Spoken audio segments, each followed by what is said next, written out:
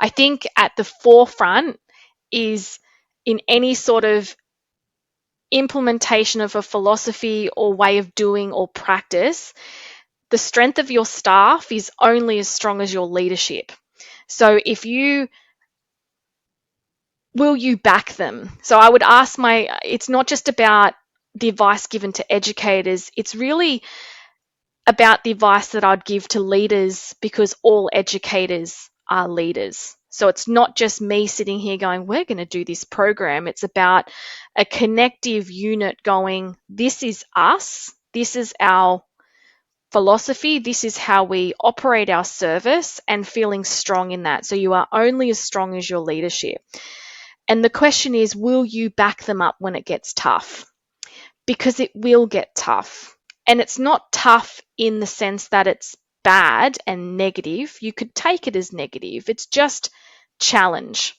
And the biggest advice that I would give to educators, both leaders in leadership positions and aspiring leaders, because we are all leaders, is we need to feel comfortable being uncomfortable.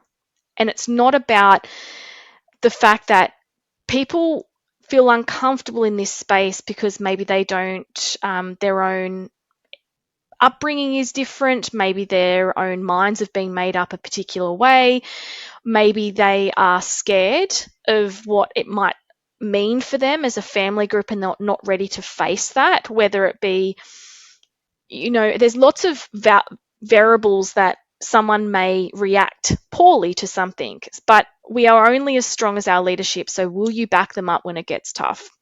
So for me, my staff always knew that I would back them up with their philosophy delivery. So if they said, this is our program and this is what we're doing, and we encourage children to, if they are boys and they would like to engage with the makeup table, they are encouraged. It is no different from a male or a female, or it's no different. So I think it's, will you back them up when that question comes down the line? Because that empowers people to feel more comfortable when a parent goes, I don't really want you teaching them about two mums, two dads.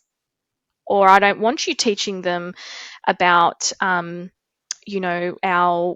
are you teaching our children and changing the pronouns, for example. So we had, to give you an example, we changed the pronouns in Dear Zoo. So Dear Zoo is a highly popular book. It's everywhere in every Big W, Target, Kmart. You can buy it, and majority of the children have read it, whether it be at preschool, early learning services, or at home. And pronouns in Dear Zoo are he, and it's, he is fierce, he is grumpy. There's no pronouns for females in there. There's no pronouns for they.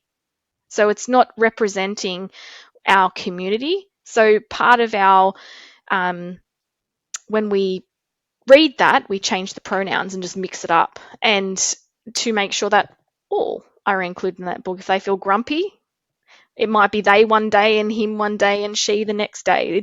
It's not structured in a way that goes, well, this, if you're grumpy, you're a he, because I feel grumpy on occasion and I identify as a she, her. So, it's okay to feel grumpy if you're a she, her, and it's not anything bad. So, I guess the advice is, we had parent pushback on that, to go, there's no such thing as a they. And we're catering to that. You'll get there's no such thing as a they, them. There's no such thing as, children don't know, they're innocent. There's lots of different things. You're corrupting children, you're this, they're that.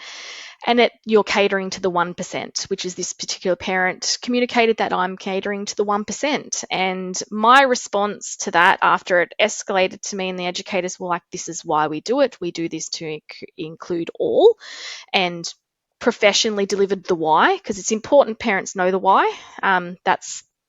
They need to know the why we're delivering something and feel confident in what you're doing. When they pushed back, my response was, if your child was that 1%, wouldn't you want them included? So yes, we may be catering to the one or whatever stat they like to throw out to you. Well, if your child was that 1%, 5%, 3%, wouldn't you like your child to come into an environment where they were safe and they were included, and whoever they were being on that particular day was safe and respected? And that would be my advice, to give them the dialogue, educators to give them to dialogue, to professionally deliver things, because they will, and it will get uncomfortable, but leadership to back it up.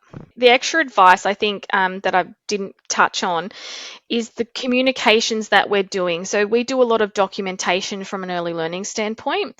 So it's not just the verbal communications that we're doing, but it's also the communications in the newsletters that most centers do a directed update. So double down in it. Or if you're evaluating a program cycle or whatever format educators do, evaluate that element of your program and explain the why in it. Explain to parents in written form and in verbal form that this is what this is what you've been doing and why you're doing it and why it's important.